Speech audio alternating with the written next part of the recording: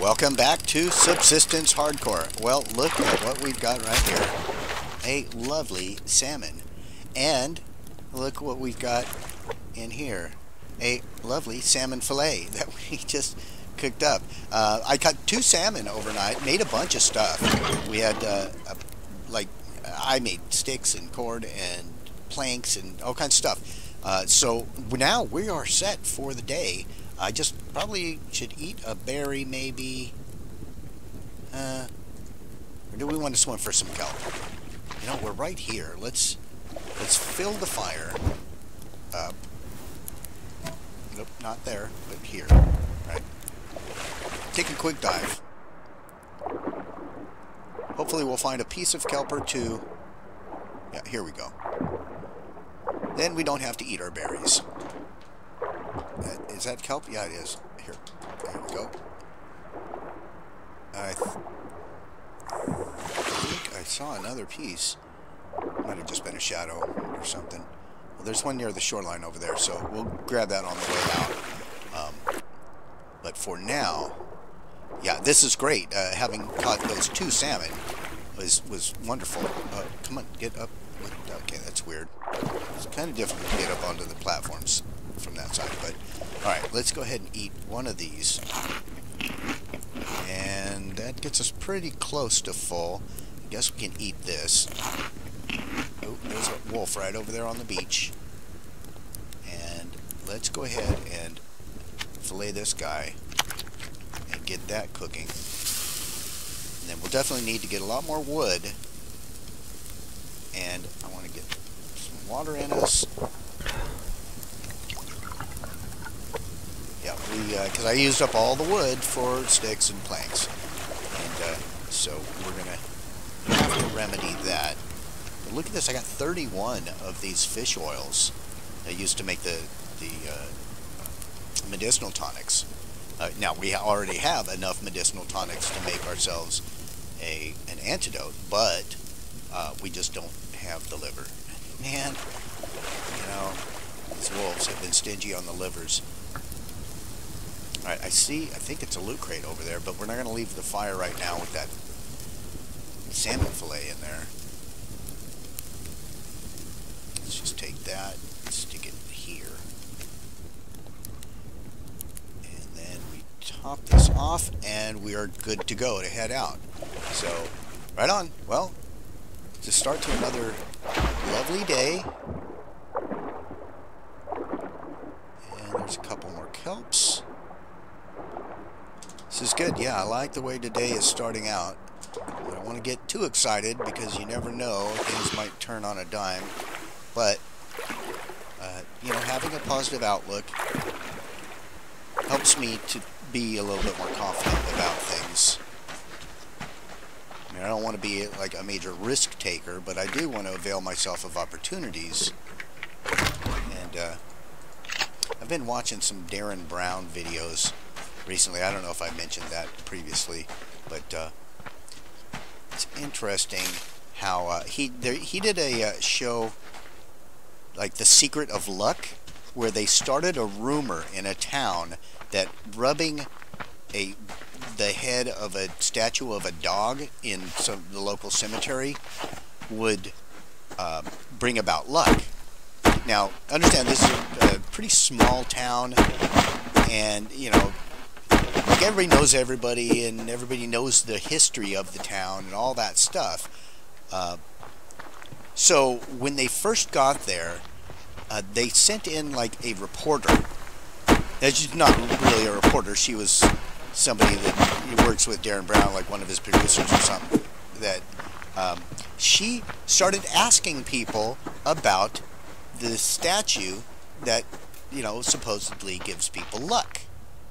And initially, no one knew what she was talking about. They're like, no, I've never heard of such a thing. But the more she started doing it, and then they put a story in the newspaper about the history of this, or something, I don't know, I can't remember all the details, but basically, all they did was plant the seed in the local people's mind that there was a story about, you know, this statue that gives luck. And from there, they, and they were doing like all this clandestine filming and stuff to see if people would go by there and check. And sure enough, people would go. They started, just one or two people here and there would go over and start rubbing this dog's head for luck. And then as they talked with them more and more as the weeks went by, people started reporting all of these instances that, oh yeah, it was weird. I did that, and then suddenly, I won, a scratcher, or they won the lottery, or some, some, not like a major lottery or anything, but everybody started associating that that experience of petting the dog head with having a lucky turn. Now, clearly, this wasn't a luck dog or whatever. It was simply a rumor that they purposely started to see if people's superstitious nature would lead them to start linking unrelated events. And what they found is most of the people that did go over there and did start, rubbing the dog, they seemed to start having some good fortune, right? But one guy was very skeptical about it. He was like the butcher in town or something, and everybody said that he had bad luck. He said that he had bad luck. So they asked him, "Did you rub the dog head?" And he's like, "No, I didn't. I don't believe in that," and so forth. And so over time, it appeared that the people in town who rubbed the dog's head started having better luck, and this one guy didn't, because he wasn't doing it. Now, so as a control, they wanted to determine whether there was any truth or any link or whatever. So they started setting up situations in which this guy would be presented opportunities that if he availed himself of them, he would have some good fortune. Right? It was all arranged, prearranged, but something like they had a couple who was having car trouble, and if he had helped them with like changing a tire or something, they would have I forget what they represented, some big company or something, and they would have made it totally worth his while. But instead of helping them, when they asked for it, he basically just directed them to a nearby mechanic. Whereas another person in town who considered herself to be having good luck as a result of rubbing the dog head, she actually helped them out. She went and got a guy that could help. She couldn't do it herself, but she arranged to have someone else come over to them and help them change the tire. And so, as a result, they rewarded her with something that really helped her out. And then again, they set up this guy, the skeptic guy, who, he was sure that he just had bad luck and all this stuff. If he had any luck at all, it was bad, right? They put like a 50-pound note on the ground right in his path, and he just walked right past it. They sent him a winning lottery ticket. Like, they knew that they set it up, and they put it in his mailbox, and if he had just scratched it, he would have won some money, or a TV or something that they had set up. It was a phony ticket, but they had set it up that if he did this lottery ticket that they sent to him specifically, he would win a TV. But he just threw it away. So what it turned out to be was people who perceived that they had good luck would avail themselves of more opportunities. And as a result, they would have the reward of, whatever the opportunity had presented them. It had nothing to do with rubbing the dog or having luck, in fact. It was purely from the standpoint of, if they believed that good things would come their way, they would take more opportunities, and not even risks per se, just avail themselves of whatever various opportunities presented themselves, and as a result, it appeared to them that they were having better luck, when in fact they were making their own luck just by being more willing to engage in things that could potentially, turn out well. So I thought that was really fascinating. It's one of those kind of confirmation bias things that, we human beings are so full of confirmation bias. We tend to filter out those things that don't fit in with our preconceived notions, and we kind of dismiss them. We forget about them.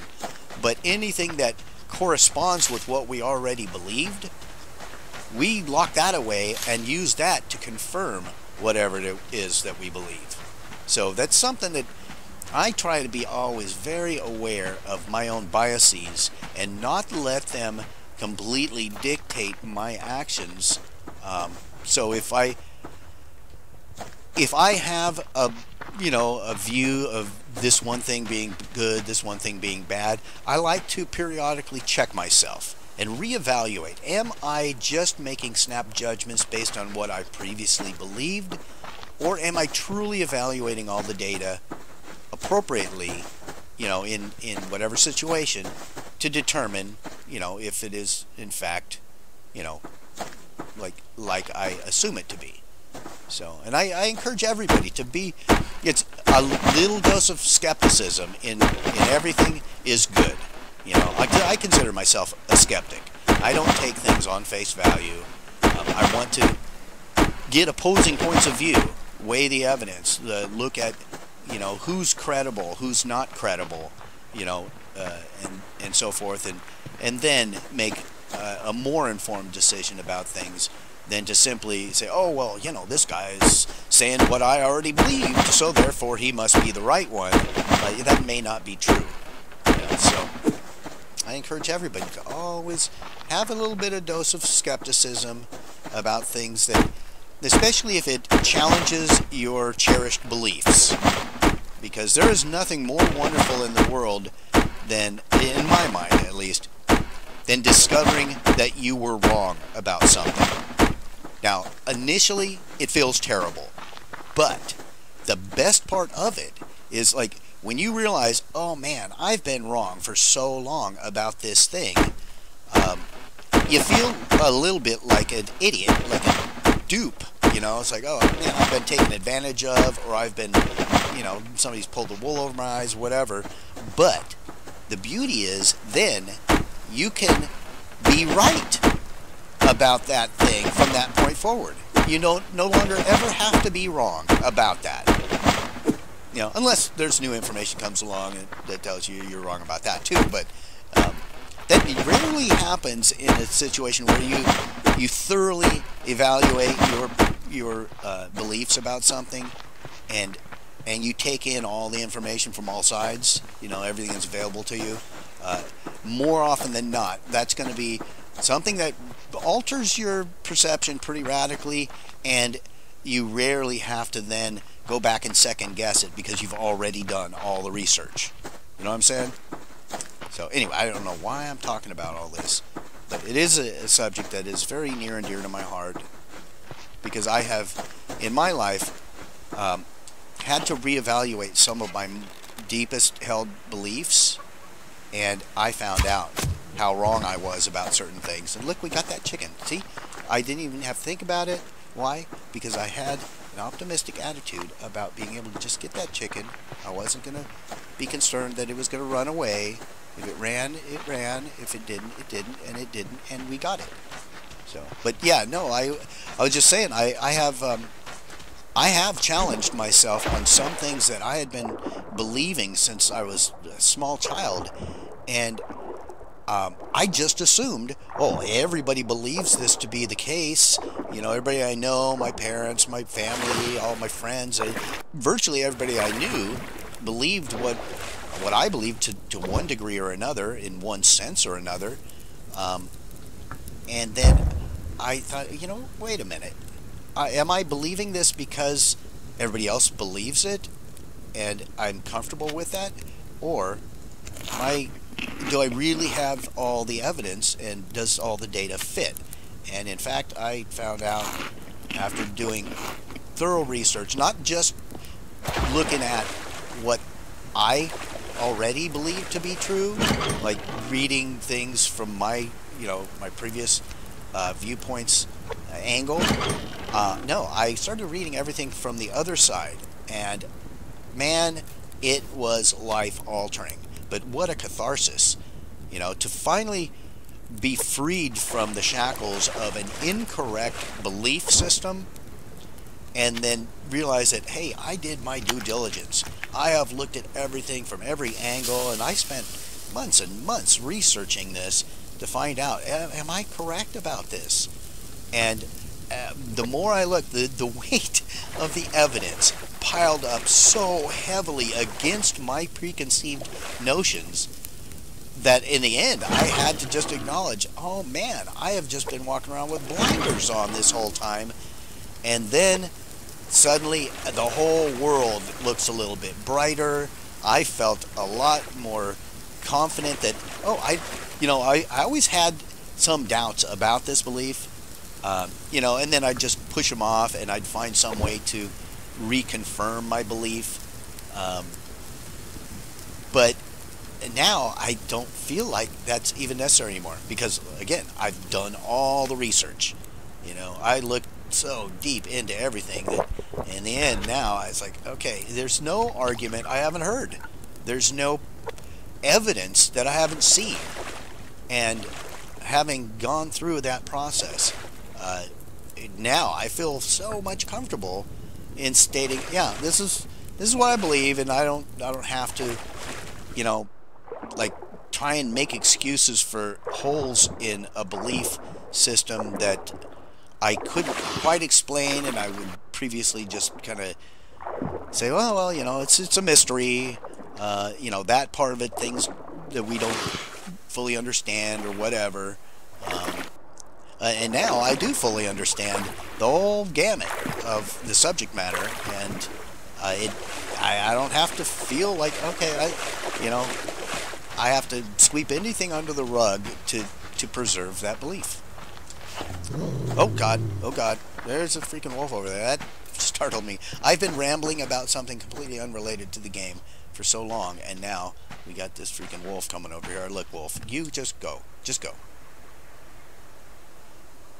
Oh, wow, yeah, that gave my heart a little bit of a jump start there.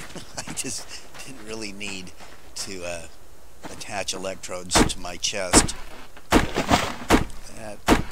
That was fine. What are those things called? It's not an EKG, it's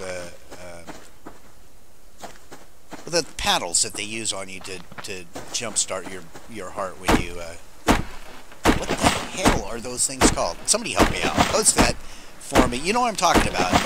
It's like they have them in every doctor show or whatever. They put the paddles on and clear, and they zap the people and bring them back.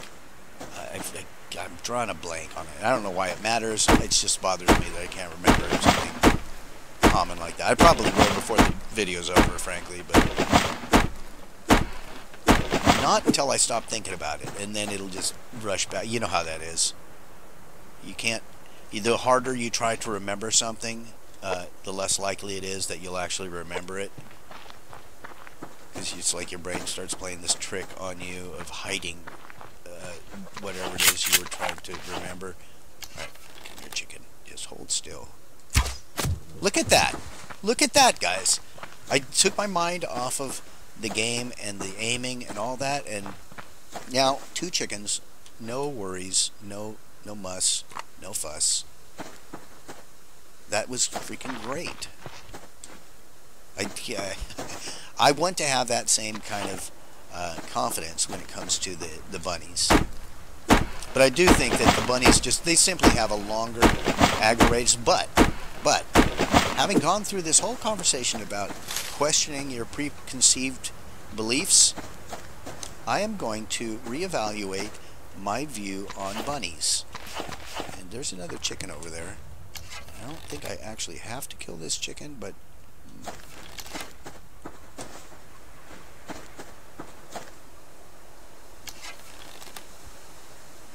Don't necessarily... Okay, it's running. I don't necessarily need it for the food right now because we still have that... The one fillet that we'll eat here shortly. And of course we've got the chicken breast I just cooked. And another chicken that we will cook sooner or later. But the feathers, it's always nice to get those feathers.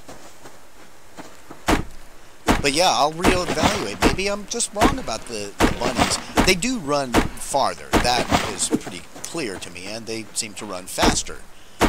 But do they have a larger aggro radius than the chickens? That I don't know, and I kind of don't think that they do. It just depends on if they're facing towards you like the chickens. Then they'll just bolt, and of course if they run faster and farther, it makes it seem like they're tougher to get. But they're not necessarily if it's just a matter of don't approach them from, you know, head on. There's a bear over there. So if you guys don't know who I was talking about originally with that whole story about the luck dog, Darren Brown, D-E-R-R-E-N, Brown, British illusionist, mentalist, etc., etc. Really, really entertaining, super talented. He's got a fantastic memory, and he uses a combination of like showmanship, misdirection, like illusion magic, and psychological, you know, suggestion, things to make it appear that he can read minds and do all that stuff. Of course he can't. There's no such thing. And this is another thing that I believed for a very long time, that, you know, ESP was possible. And I do think, in a way, it is. Not in the way that you would think, like conventional ESP would work. No, I think it could be possible by means of technology, like, you know, like cell phone technology, where you have, you know, radio waves transmitted across the air, things like that, satellite signal and all that. That could be possible if we were wired in to our technology, you know, which I think is going to happen in the near future.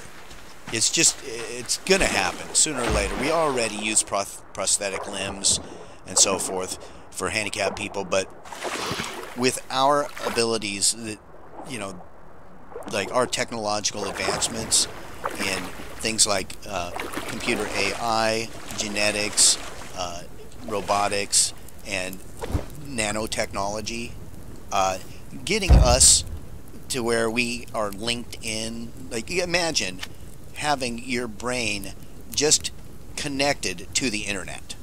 So you don't need a computer or anything. You just simply access the internet by thinking it and so forth. That's the kind of thing I'm anticipating in the future. And not too distant future, frankly, guys, because we already have all of the basic technology in place. So in that regard, I think some form of telepathy could be possible. Not telekinesis, not being able to move objects with your mind and so forth, nothing like that. Just, you know, wireless communication is already a thing. And if we were wired into, you know, if our brain was wired into a transmission thing. The problem with the human brain, right, we don't have a mechanism to transmit our thoughts or to receive them other than through our conventional senses. You know, I don't believe in any kind of sixth sense per se, unless by that you simply mean intuition. And if that's the case, then, well, sure, we all have intuition. But, okay, let's put stuff away. I'm rambling and forgetting what I'm doing. Let's just do the stuff. Alright, and we're looking pretty good on most everything. Alright, so wow, I have talked through this whole video about something completely unrelated to this video, and the day has gone by. So what are we going to do? I've got a chicken. I've got this. Let's go ahead and butcher that. We'll cook it up a little bit later. There's a wolf over there. I'd kill it, but if it just drops a steak, that steak would go to waste on us. Let's look for kelp. That's something we can always do. Oh, and let's make some planks.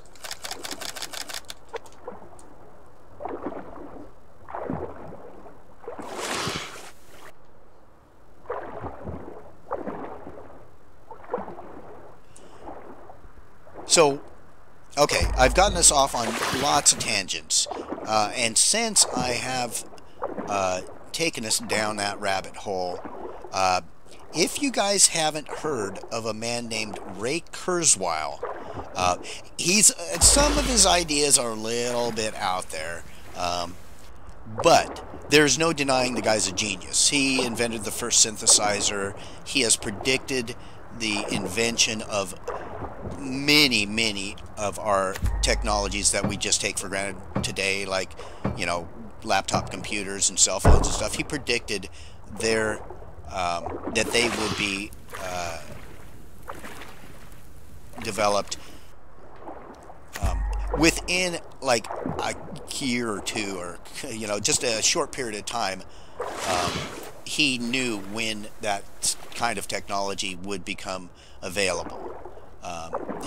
So really brilliant. He's not psychic or anything like that. He knew how to make predictions, particularly regarding technological advancements and so forth. But he has a theory about what he's termed the singularity. It's not like the singularity that, you know, was the cause of the Big Bang. No, this is a point at which our advancement, our intellectual advancement and technological advancement surpasses our capability to anticipate what comes next. He's termed the singularity. It's a point at which it's, I think he had said something about, it was a fusion of AI, genetics, and nanotech that would allow us to do, like, imagine taking a pill that is just like a capsule filled with a bunch of nanobots that could go in there so tiny, they're like at the molecular and genetic level, they could actively seek out any physical problems you have and repair them before you get sick. Fix any genetic defects you may have and make you stronger and smarter and faster and everything. Now, it can, like, consider the speed at which our computers have been able to process information. It increases at an exponential rate. And it is now, it's gone from a relatively flat line when computers were basically just adding machines to a hockey stick that's going so fast straight up that he's anticipated in like the next couple decades that our capacity for understanding, you know, and data analysis and all that stuff is going to reach a point where we cannot possibly anticipate how the future would play out after that, because we can't conceive of it.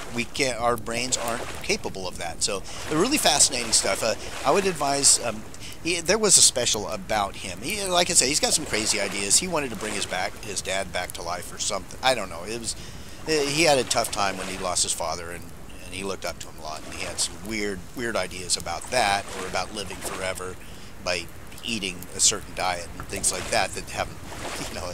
So I'm not saying that everything the guy proposes is, like, you know, set in stone or whatever, but he's got some interesting theories about things that I found pretty fascinating. I take it with a grain of salt, but anyway, I would recommend you guys look into that. But we're done for now. Another day has gone by. I've just babbled about all kinds of stuff. So I hope you've enjoyed this and maybe gotten a little something out of it. And if you enjoyed it, please smash the like button. Leave me any comments, tips, tricks, recommendations, or death threats. Subscribe if you haven't, and we will talk with all of you again very, very soon.